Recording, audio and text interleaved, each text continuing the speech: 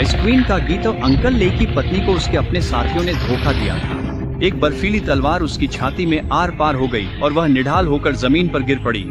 Uncle लेई गरजते हुए आगे बढ़े, लेकिन चाहे उन्होंने कितनी भी जोर से वार किया, वे बर्फीले कांटों को तोड़ नहीं सके।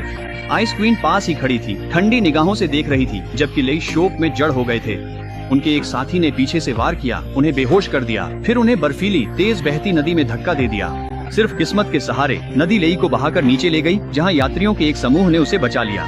दक्षिण में वह स्नो व्हाइट से मिली और दोनों ने विच क्वीन के खिलाफ युद्ध किया। विच क्वीन की हार पर स्नो व्हाइट रानी बनी। उसकी हालत बिगड़ने पर लेई ने मजबूरन दर्पण को सील कर दूर पवित्र भूमि में भेज दिया। हालांकि दर्पण ने उसकी रक्षा कर रहे सैनिकों को बहका लिया, जिससे वे पागल हो गए और एक दूसरे के खिलाफ हो गए। जब लेई वहां पहुंचा तो जमीन लाशों से पट्टी पड़ी थी और दर्पण गायब था। सुराग का पीछा करते हुए वह एक चमकती हुई धारा तक पहुंचा, लेकिन वहां पानी नहीं बह रहा था, वहां पिघला हुआ सोना बह रहा था। नदी के किनारे खजाने और आभूषणों के ढेर से चमक रहे थे। ऐसी भव्यता सिर्फ एक ही जाति की हो सकती थी, गोबलिन्स। जब लेई को एक लाश में ढंसा हुआ सुनहरा तीर मिला तो उसे तुरंत समझ आ गया कि दर्पण गोबलिन्स के हाथ लग चुका है। वह बौने योद्धाओं की एक टीम को लेकर उनके अड्डे की गहराई में गया और गुफा के केंद्र में आखिरकार उन्होंने दर्पण पा लिया।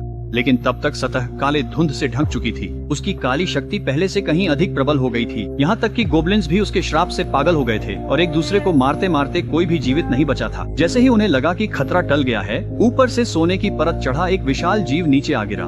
वह था गोबलिन सरदार, जो शिकार से लौट रहा था। उस राक्षस ने दुष्ट मुस्कान के साथ उन पर घूरा। बौनों ने अपने हथियार कसकर पकड़ लिए। कोई भी पहल करने की हिम्मत नहीं कर रहा था। अगर वे शांत रहते तो शायद लड़ाई टाली जा सकती थी, लेकिन किस्मत बेरहम हो गई। बौनों में से एक महिला ने रास्ते में चुपके से एक रूबी अपनी जेब में रख ली थी। जैसे ही सरदार ने यह देखा, उसका गुस्सा फूट पड़ा।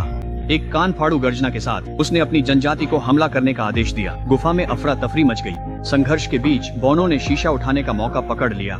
सरदार ने अपना सींग फूंका और मदद के लिए सैनिक बुलाए। पेड़ों की चोटियों से गोबलिन छायाओं की तरह नीचे गिरने लगे, लेकिन वे जमीन पर गिर भी नहीं पाए थे कि लेया और आइली ने एक ही झटके में उन्हें काट डाला।